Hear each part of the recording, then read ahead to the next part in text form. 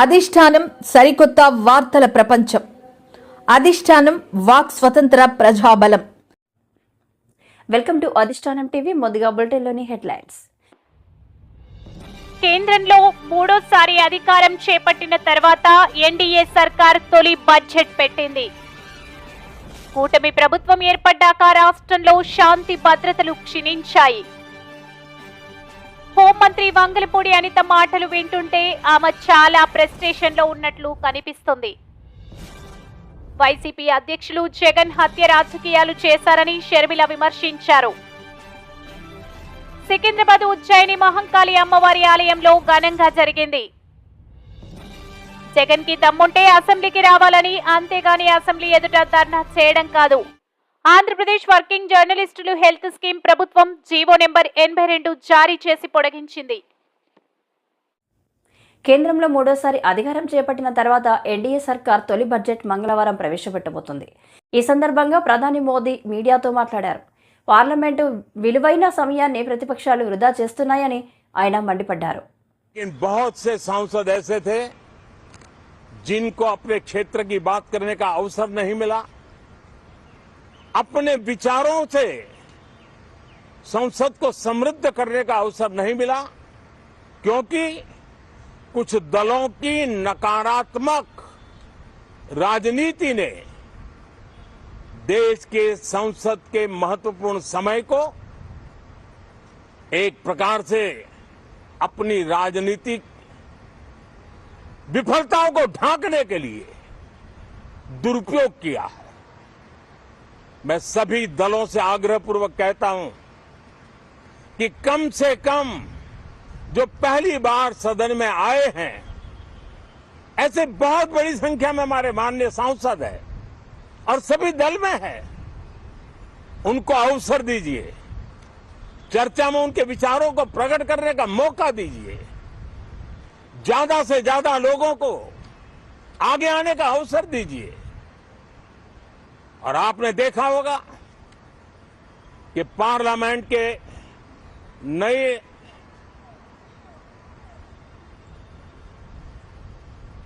संसद गठन होने के बाद जो पहला सत्र था,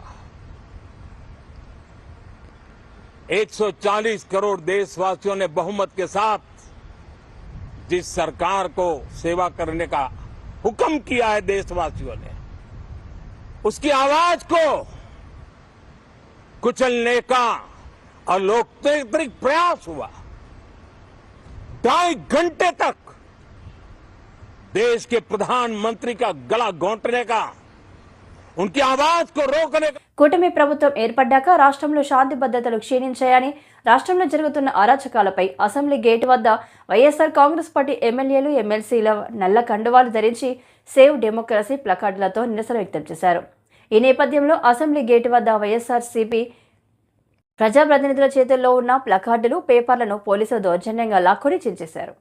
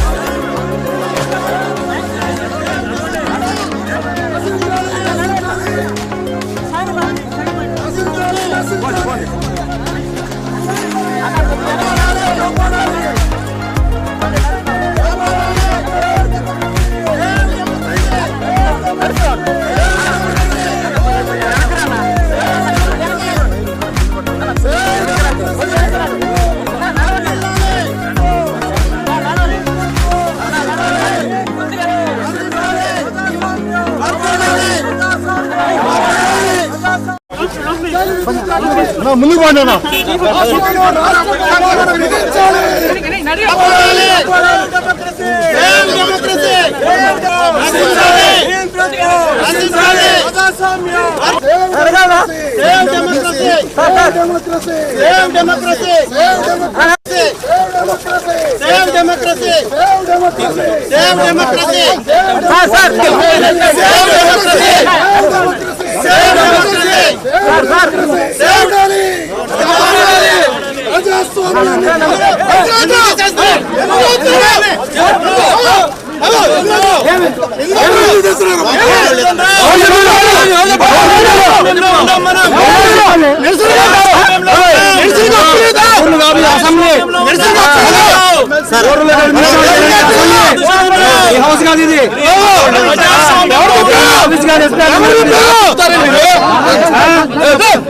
హోంమంత్రి వంగలపూడి అనిత మాటలు వింటుంటే ఆమె చాలా ఫ్రస్ట్రేషన్లో ఉన్నట్లు కనిపిస్తుందని మాజీ హోంమంత్రి తానేటి వనిత ఎద్దేవా చేశారు. సీఎం చంద్రబాబు ఆమె పనితీరుపై హెచ్చరించినట్లు మీడియాలో వార్తలు వచ్చిన నేపథ్యంలోనే దిక్కుతోచని స్థితిలో ఉన్న ఆమె మాజీ సీఎం వైఎస్ జగన్ పై నోటికొచ్చినట్లు మాట్లాడుతున్నారని వనిత ఆగ్రహం వ్యక్తం చేశారు. చూస్తుంటే చాలా బాధ అనిపిస్తుంది. ఈ రోజున మరి అనిత గారు పెట్టిన ప్రెస్ మీట్ని నేను తీవ్రంగా ఖండిస్తున్నాను. ఆవిడ వ్యాఖ్యలను ఖండిస్తున్నాను. ఎందుకంటే మాట్లాడే విధానంలో ఒక స్పష్టత ఉండాలి, మాట్లాడే విధానంలో ఒక సభ్యత ఉండాలి. ఈ రోజున చంద్రబాబు నాయుడు గారి నుండి మనం ప్రశంసలు పొందాలి, లోకేష్ గారి నుండి ప్రశంసలు పొందాలని చెప్పి మా నాయకుడి మీద లేనిపోని ఆరోపణలు చేస్తూ నోటికి ఏదొస్తే అది మాట్లాడేసి దిగజారుడు మాటలు మాట్లాడేయడం కరెక్ట్ కాదని చెప్పి ఆవిడ తెలియజేస్తున్నాను. మరి ఈ రోజున ఆవిడ మాట్లాడితే యాజ్ ఏ హోమ్ మినిస్టర్ అంటుంటున్నారు.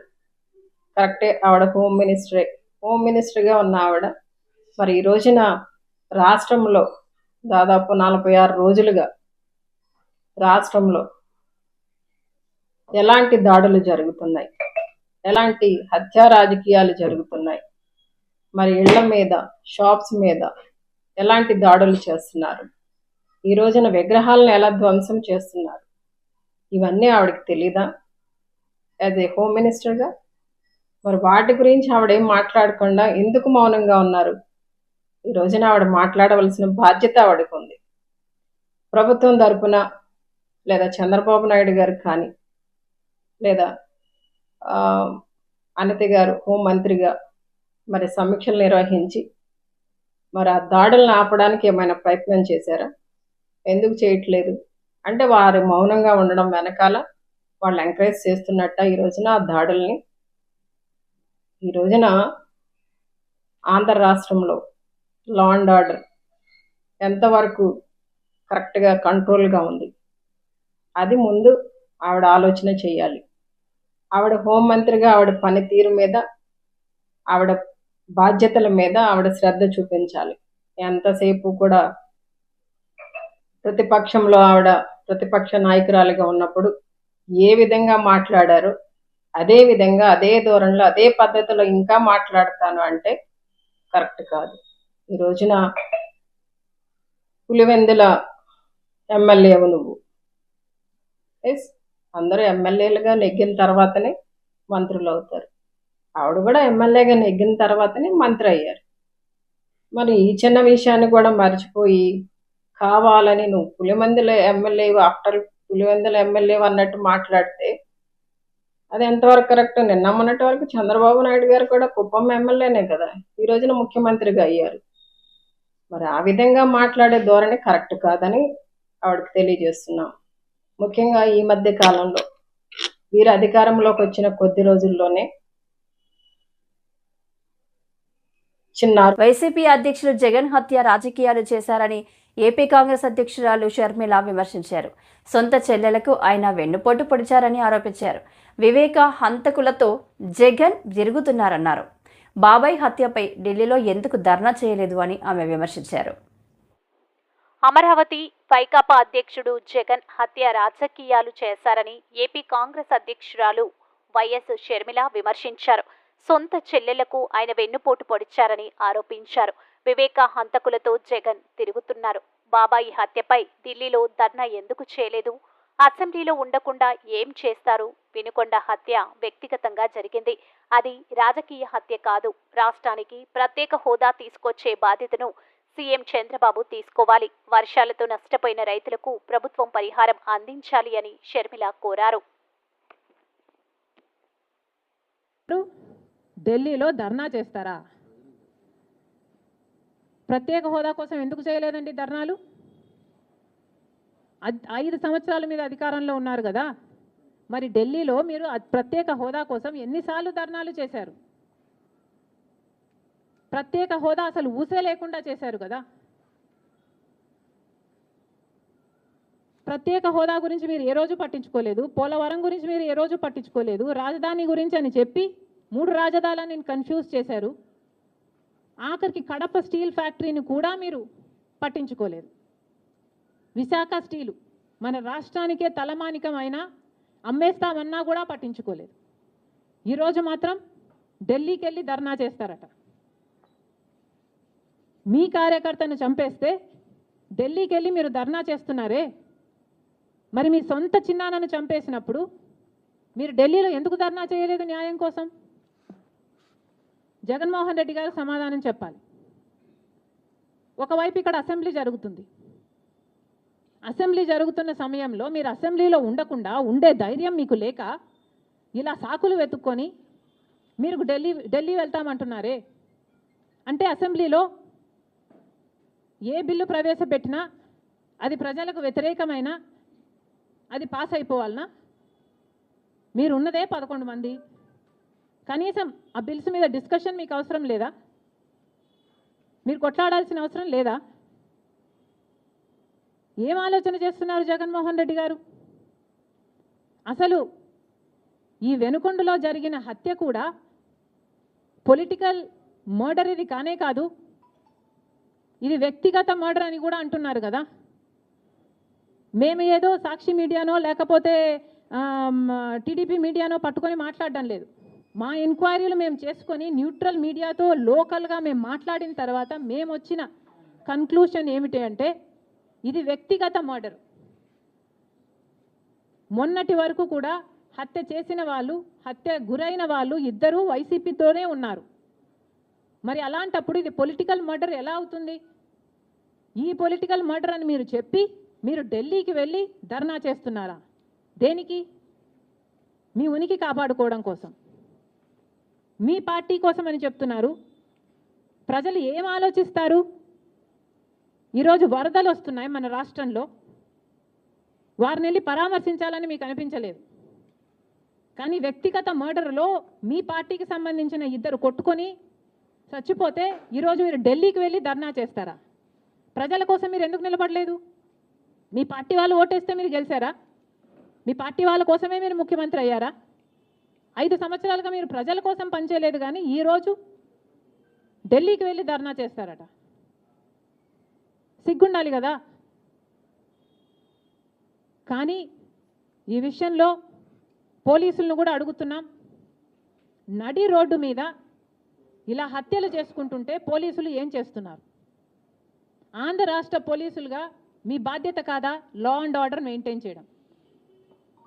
ముఖ్యమంత్రి గారు, డిప్యూటీ ముఖ్యమంత్రి గారు చంద్రబాబు గారు, పవన్ కళ్యాణ్ గారిని కూడా ప్రశ్నిస్తున్నాం.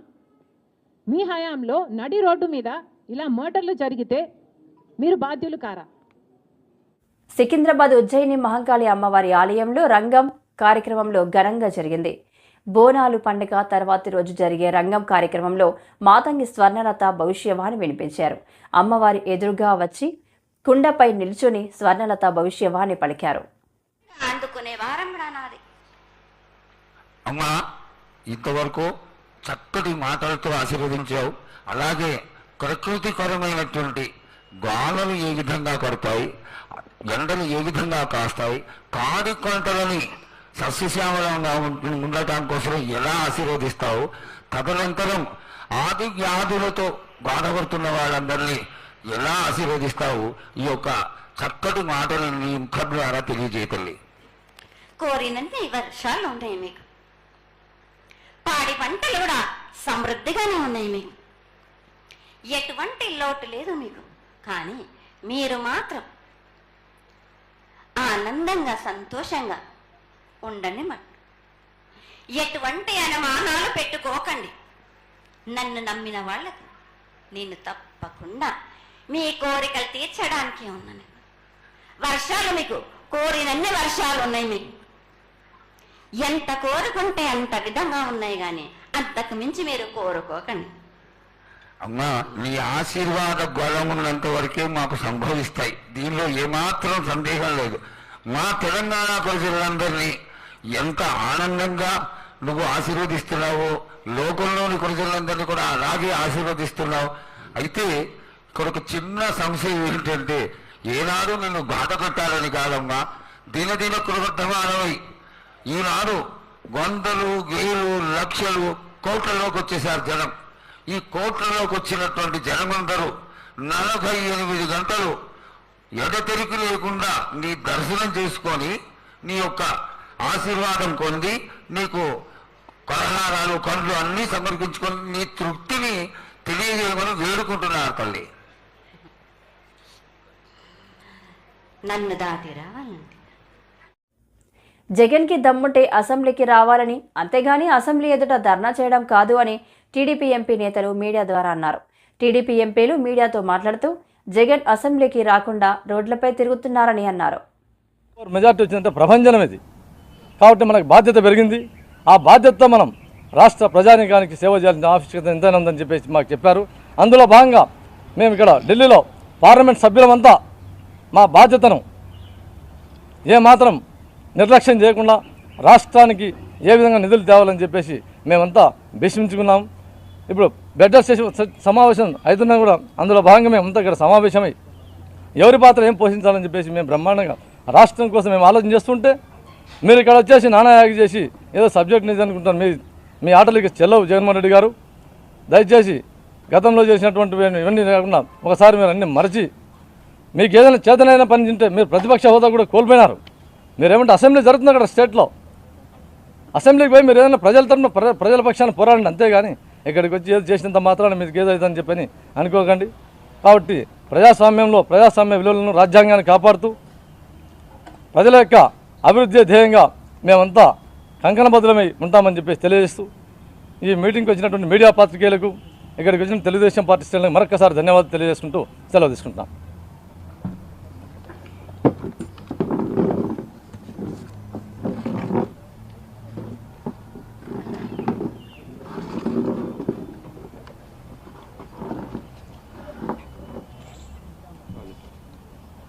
అందరికీ నమస్కారం అండి.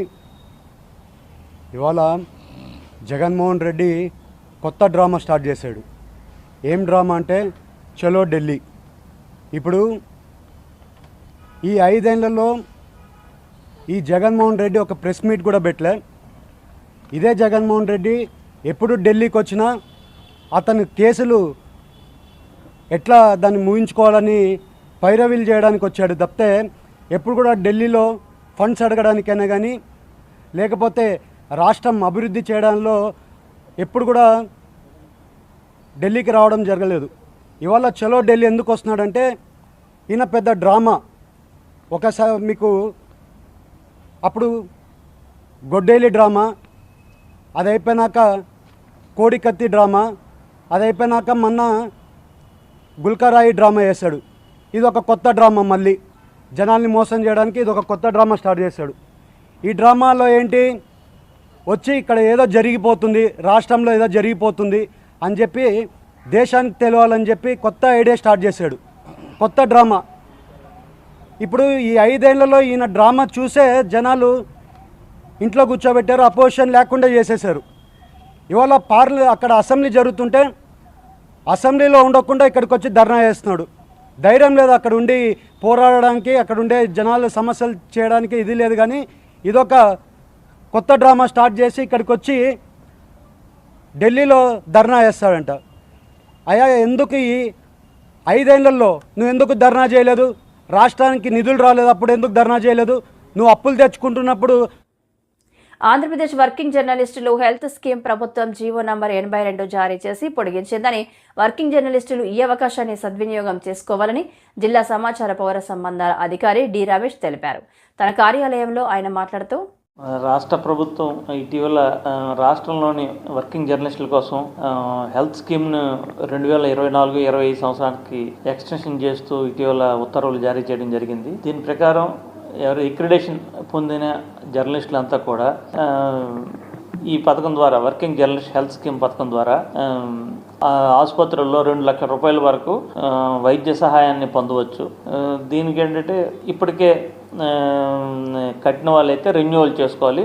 కొత్తగా కట్టిన వాళ్ళైతే అవసరమైన డాక్యుమెంట్స్ అంటే అక్రిడేషన్ కార్డు జిరాక్స్ కాపీ, అలాగే వాళ్ళ ఫ్యామిలీ మెంబర్స్ తాలూకు ఆధార్ కార్డుల తాలూకు జిరాక్స్ కాపీలు, అలాగే వాళ్ళ ఫోటోలు, అలాగే ప్రొఫార్మాలో అప్లికేషన్ ఫిలప్ చేసి మా ఆఫీసులో ఇచ్చినట్టయితే 1250 రూపాయల చలాన్తో ఇచ్చినట్టయితే వాళ్ళందరికీ కూడా జర్నలిస్టుల హెల్త్ స్కీమ్ అనేది వర్తింప చేయడం జరుగుతుంది.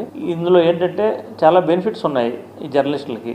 ఎందుకంటే ఎంప్లాయీస్ హెల్త్ స్కీమ్తో సమానంగా వర్కింగ్ జర్నలిస్ట్ హెల్త్ స్కీమ్లో కూడా అన్ని రకాల సదుపాయాలు వర్తిస్తాయి. సంవత్సరం పొడవునా ఈ స్కీమ్ అనేది ఒకసారి 2 లక్షల రూపాయలు తాలూకు వైద్య సహాయం పొందినట్టయితే మళ్ళీ ఇంకో 2 లక్షల రూపాయలు రెన్యువల్ అంటే మళ్ళీ ఇంకొకసారి ఆ రకంగా వస్తుంది. ఆటోమేటిక్గా ఇంకో 2 లక్షల రూపాయలు సహాయం పొందడానికి అవకాశం ఉంటుంది.